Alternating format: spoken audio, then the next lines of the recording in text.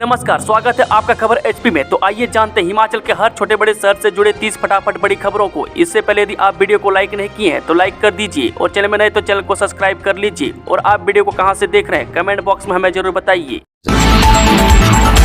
प्रदेश में भाजपा ने शुरू किया हर घर तिरंगा अभियान, 8000 बूथों पर लगाए जाएंगे 4 लाख झंडे।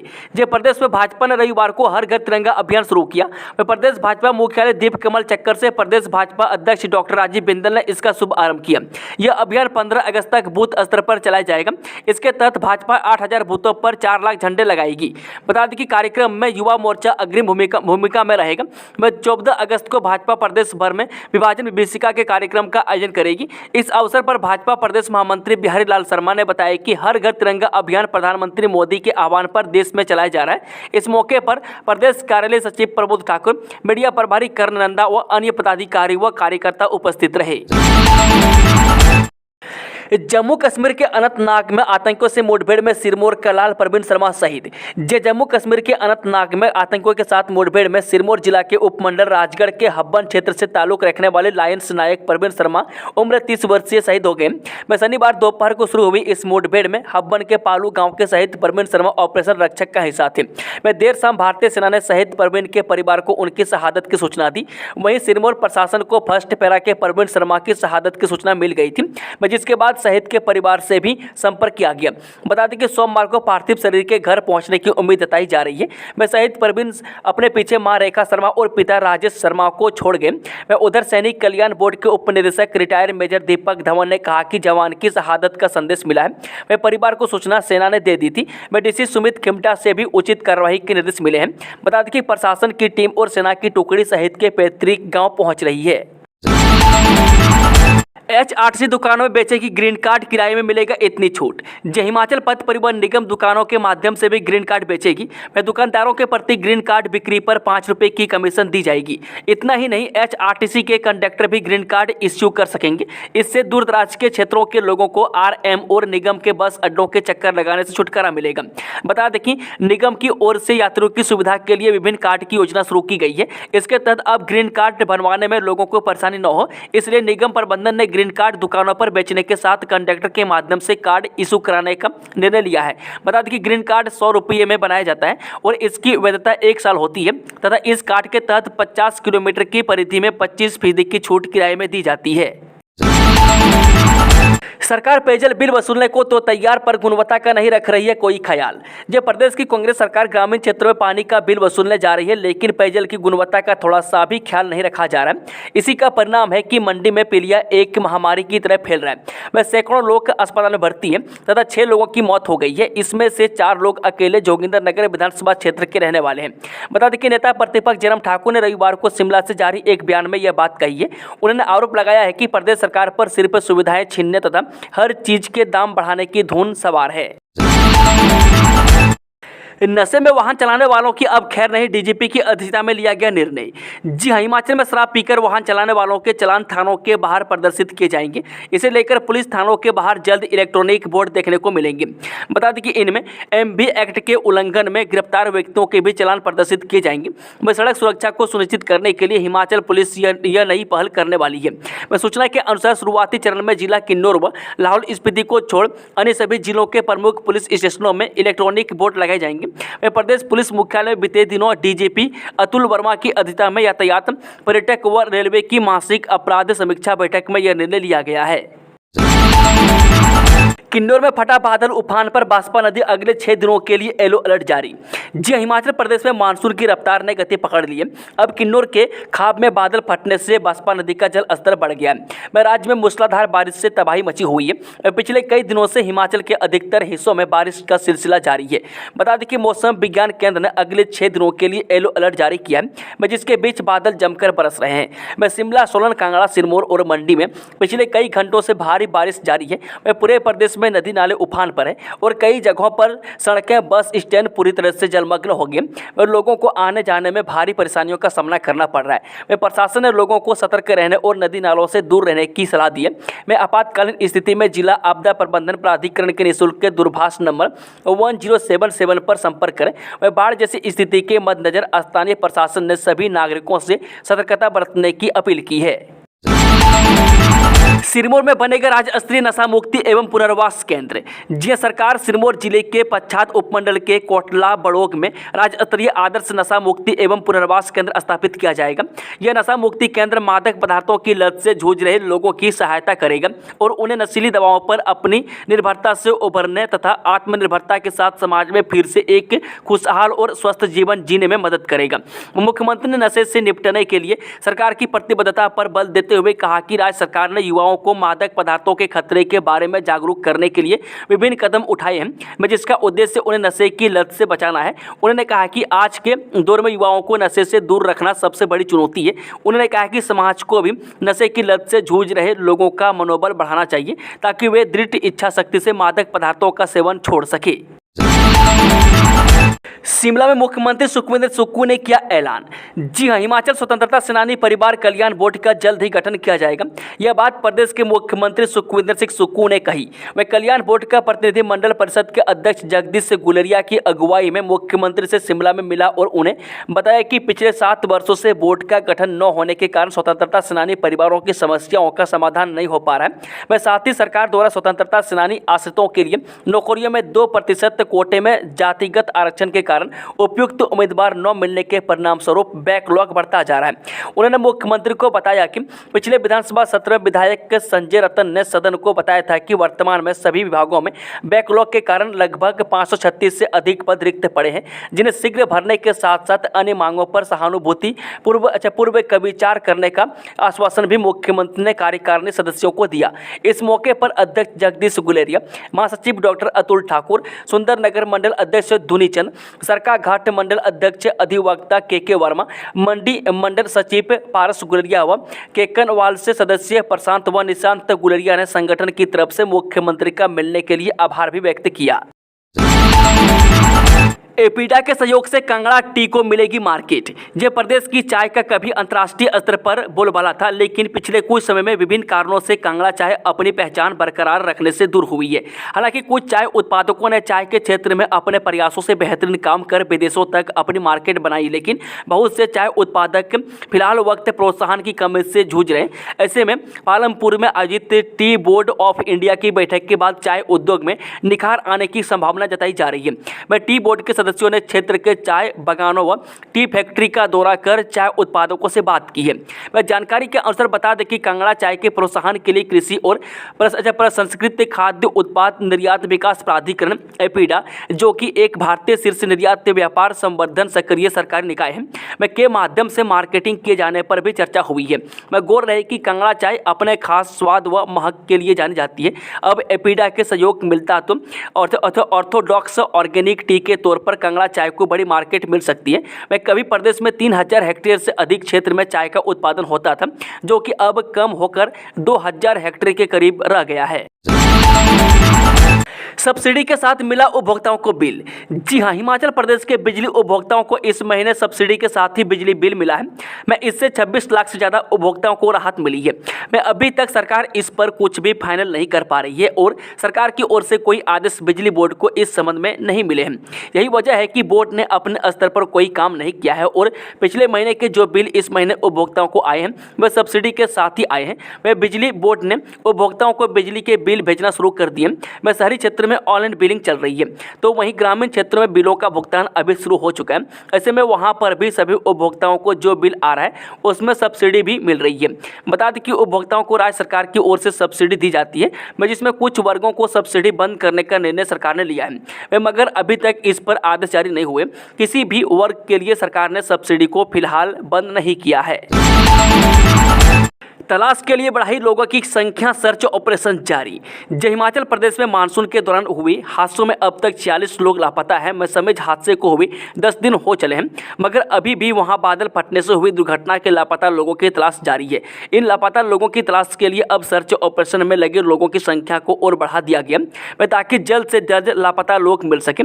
इस बीच प्रदेश में बारिश का दौर जारी है और नुकसान लगातार हो रहा है। राज्य में अब तक मानसून सीजन के दौरान विभिन्न दुर्घटनाओं में कुल 185 लोगों की मौत हो चुकी है। में 325 लोग दुर्घटनाओं में घायल हुए हैं। में लापता लोगों की बात करें तो कुल्लू जिला में विभिन्न दुर्घटनाओं में 12 लोग लापता बताए जा रहे हैं, जबकि लाहौल स्पीति में भी एक व्यक्ति लापता है। वहीं मंडी में एक व्यक्ति अभी भी लापता है। यहाँ पर भी बादल फटने की घटना घटी थी। मैं शिमला में समेज में जो हादसा हुआ है वहाँ से अभी 32 लोग लापता हैं, मैं जिनकी तलाश पूरे सतलुज बेसिन में चल रही है। यहाँ पर अब तक जितने लापता लोगों के मृत शरीर मिले हैं उनमें अधिकांश सुन्नी के डोगरी एरिया में मिले हैं, मैं जहाँ पर अभी भी तलाश जोरों पर चल रही है। मैं शनिवार को कोई भी लापता व्यक्ति नहीं मिल पाया है। इस बरसात की वजह से 55 पक्के मकान ढह चुके हैं, जबकि 48 कच्चे मकान ढह गए। मैं 53 पक्के मकानों को आंशिक नुकसान हुआ है, मैं जबकि 167 कच्चे मकानों को भी आंशिक नुकसान उठाना पड़ा है। मैं 26 दुकानें बरसात की वजह से क्षतिग्रस्त हुई है। वहीं राज्य में कृषि क्षेत्र को 132,64,000 रुपये का नुकसान हुआ है, मैं जबकि बागवानी को 139 लाख रुपये का नुकसान हुआ है। एचपीयू की पुरानी भर्तियों पर जवाब तलब। जी, हिमाचल प्रदेश विश्वविद्यालय के लिए गैर शिक्षक कैटेगरी में भर्ती के विज्ञापन निकालना और फिर एग्जाम न लेना भारी पड़ गया। वह अभ्यर्थियों की ओर से कोर्ट जाने के कारण हिमाचल हाईकोर्ट ने विश्वविद्यालय से जवाब तलब किया है।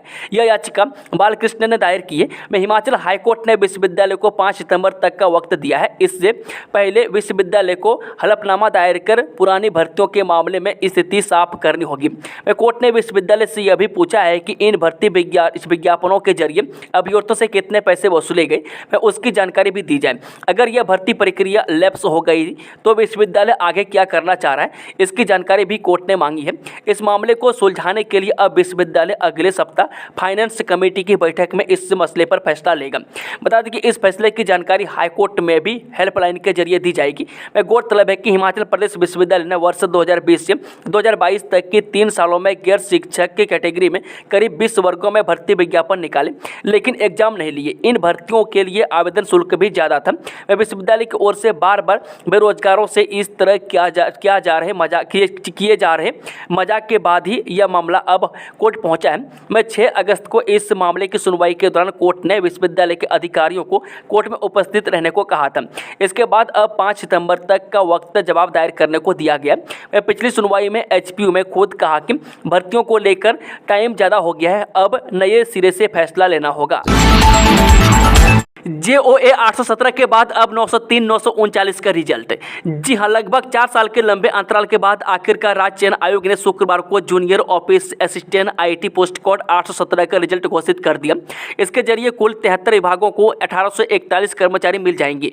राज्य चयन आयोग अब जूनियर ऑफिस असिस्टेंट 903 और 939 के रिजल्ट घोषित करने की प्रक्रिया में है। बता दें कि उप मुख्यमंत्री मुकेश अग्निहोत्री की अध्यक्षता में बनाई गई कैबिनेट सब कमेटी ने इस भर्ती प्रक्रिया को क्लियर किया था। रिजल्ट निकालने के बाद कैबिनेट सब कमेटी के मेंबर और लोक निर्माण मंत्री विक्रमादित्य सिंह ने सोशल मीडिया पर लिखा कि इन अभ्यर्थियों से जो वादा किया था वो आज पूरा हुआ।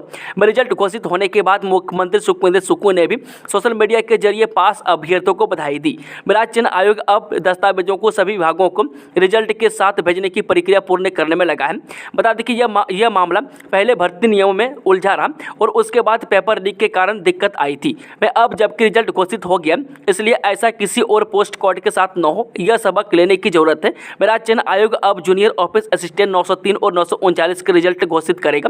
मैं ज़्यादा काम अब नहीं बचा है, लेकिन विजिलेंस से चिट्ठी के जवाब का इंतजार है। फिर नए मिले 21 पोस्ट कोड का रिजल्ट बनाने का काम शुरू होगा। छात्रवृत्ति के लिए अब नई शर्त। जो नेशनल स्कॉलरशिप पोर्टल पर अब छात्रों को नई शर्त जोड़ी गई है। इस शर्त के मुताबिक अब छात्रों का OTR यानी वन टाइम रजिस्ट्रेशन करना होगा। 31 अगस्त छात्रों के लिए आवेदन करने की अंतिम तिथि है। राष्ट्रीय छात्रवृत्ति वेबसाइट पर विद्यार्थी आवेदन कर सकते हैं, क्योंकि इस पोर्टल पर केंद्र सरकार की अलग अलग विभागों के छात्रवृत्ति योजनाओं में आवेदन होते हैं और अब विद्यार्थी अलग अलग विभाग की छात्रवृत्ति योजना में आवेदन के लिए एक पोर्टल का ही प्रयोग कर सकता है। सरकार विद्यार्थियों को अलग अलग स्तर पर फायदा दे रही है। जो राष्ट्रीय छात्रवृत्ति पोर्टल पर आवेदन कर सकते हैं। भारत सरकार ने छात्रों की सुविधा के लिए नेशनल स्कॉलरशिप पोर्टल का नया वर्जन लॉन्च किया है। बता दें कि यह नया पोर्टल छात्रों के लिए एक महत्वपूर्ण कदम है, जिससे वे केवल एक बार रजिस्ट्रेशन करके कई स्कॉलरशिप के लिए आवेदन कर सकते हैं। इससे छात्रों को बार बार अलग अलग स्कॉलरशिप के लिए आवेदन करने की झंझट से मुक्ति मिलेगी और उनकी आवेदन प्रक्रिया सरल बनेगी।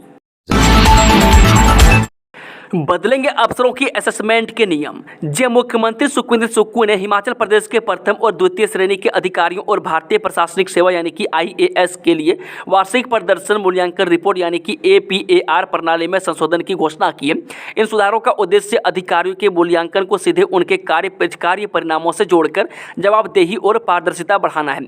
मुख्यमंत्री ने कहा कि प्रशासनिक सचिवों और जिलों में तैनात उपायुक्तों सहित सभी अधिकारियों के मूल्यांकन केवल उनके APAR के आधार पर किया जाएगा। नई प्रणाली के तहत प्रदर्शन मूल्यांकन सीधे सभी अधिकारियों के कार्य परिणामों से जुड़ा होगा। उत्कृष्ट, बहुत अच्छा, अच्छा और औसत के औसत जैसी पारंपरिक वर्णात्मक श्रेणियों को एक संख्यात्मक ग्रेडिंग स्केल से बदल दिया जाएगा। उनकी वार्षिक कार्य योजना की उपलब्धियां अन्य कार्य संबंधित विशेषताएं और व्यक्तिगत व कार्यात्मक विशेषताएं सुधारों में नकारात्मक अंकन भी शामिल है। अधिकारियों का मूल्यांकन 3 प्रमुख संकेतों के आधार पर किया जाएगा, जिसके तहत सरकारी आदेशों या परामर्श का पालन न करने पर अधिकारियों के 1 से 10 के मापदंड पर अपने समग्र ग्रेड से 2 अंक कम होने की भी संभावना हो सकती है। मुख्यमंत्री ने पारदर्शिता को एक प्रमुख मापदंड के रूप में रेखांकित किया। इसके साथ ही मुख्यमंत्री सुखविंदर सुक्खू ने कहा कि अधिकारियों को उनका मूल्यांकन प्राप्त होगा जो कार्य को बढ़ावा देगा और उनके कार्य प्रदर्शन में सुधार को प्रोत्साहित करेगा। APAR प्रक्रिया अब पूरी तरह से ऑनलाइन होगी, जिससे संचालन सुव्यवस्थित होगा और रिपोर्ट प्रस्तुत करने के लिए 31 दिसंबर की समय सीमा लागू होगी। पंजाब की खड़ में बही गाड़ी, ऊना के 9 लोगों की मौत, 2 लापता, एक रेस्क्यू, शादी में होना था शामिल।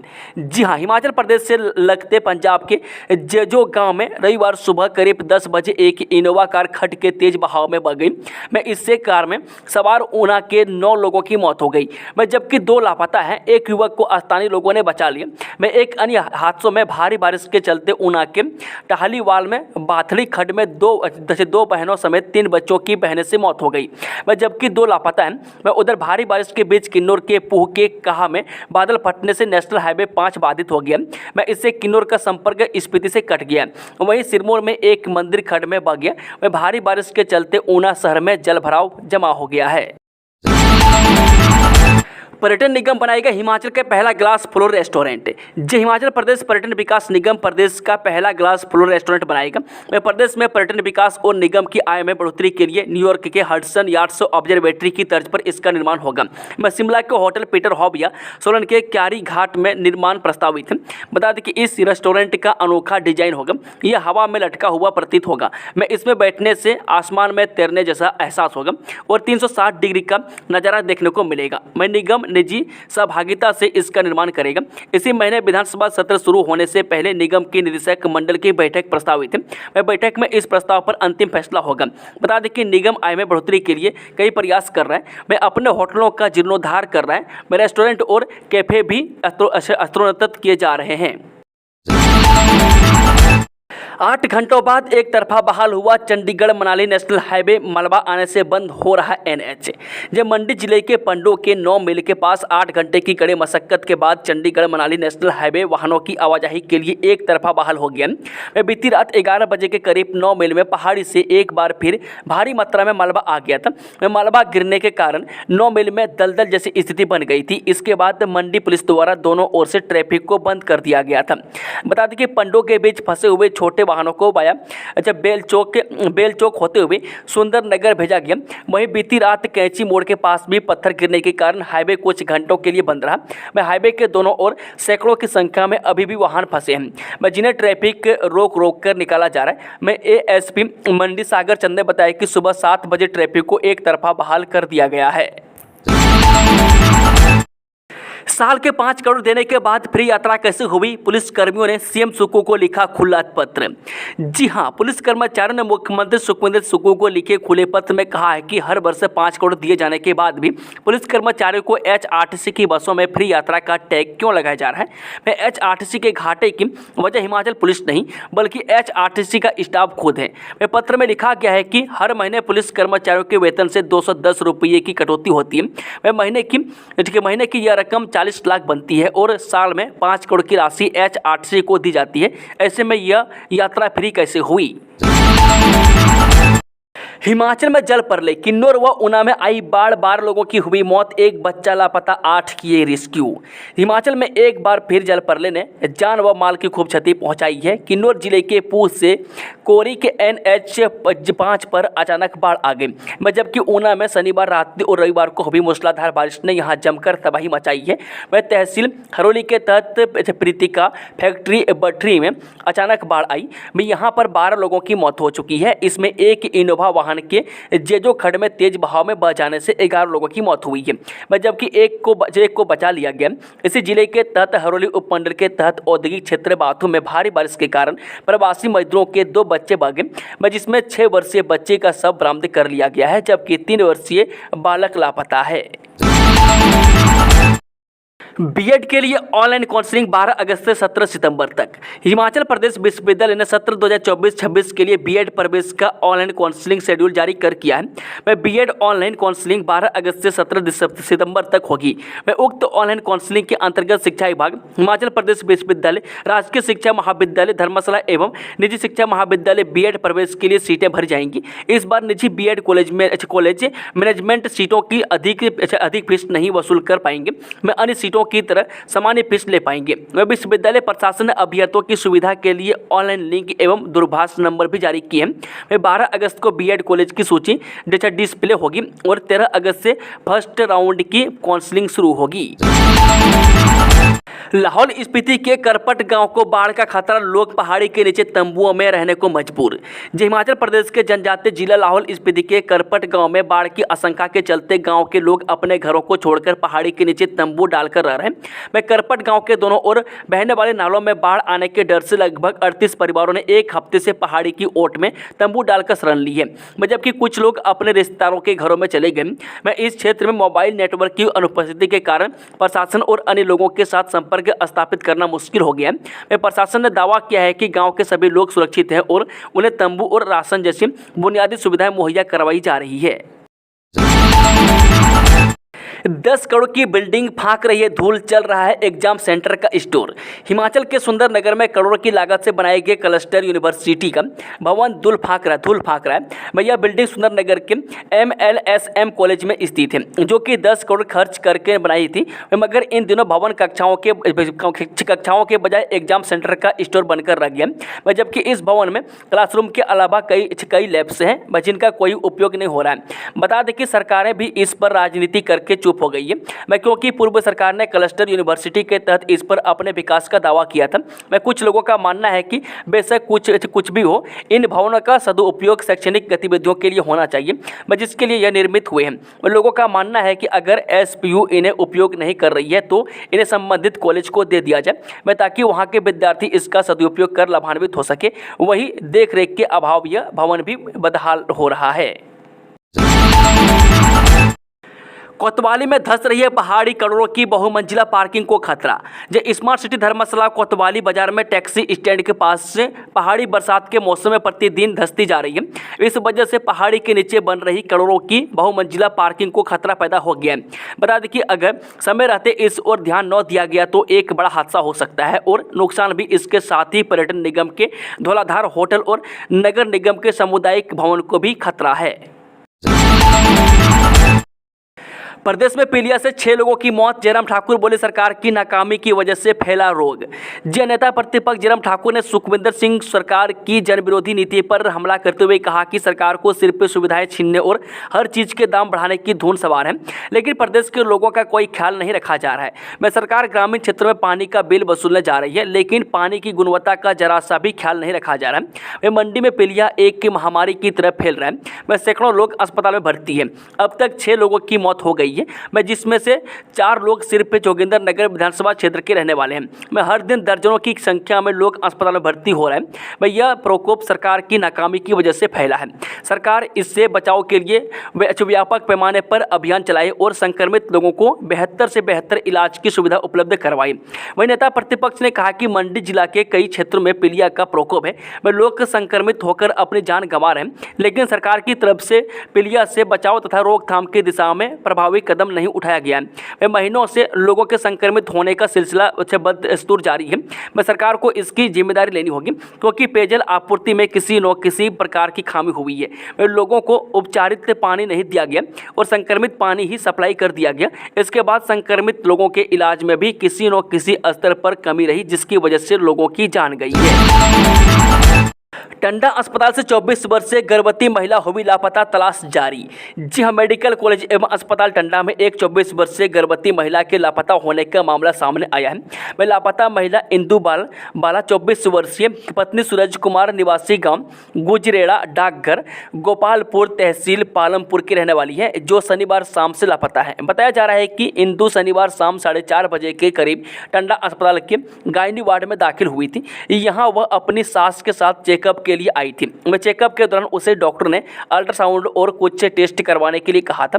बताया जा रहा है कि अल्ट्रासाउंड व टेस्ट करवाने के बाद इंदु रात को ही रिपोर्ट लेने गई थी और तब से ही लापता चल रही है। वह पूरी तरह से टंडा अस्पताल की सिक्योरिटी के लोग और पुलिस चौकी टंडा के कर्मचारी उसे ढूंढते रहे, लेकिन अभी तक उसका कहीं कोई सुराग नहीं लग पाया है।